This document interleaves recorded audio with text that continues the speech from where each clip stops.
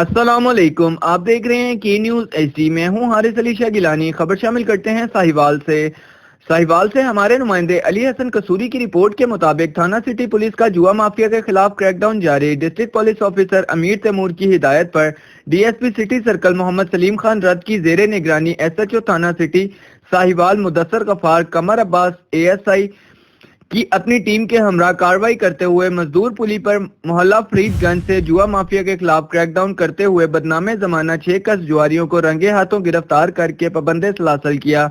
इसके अलावा जुआ पर लगी रकम 1,38,150 रुपए भी बरामद कर लिए। इस मौका पर SHO मुदस्सर गफार का कहना था कि इलाके से मंशियात और जुआ पर्ची और डाकुओं का सफाया मेरा मिशन है।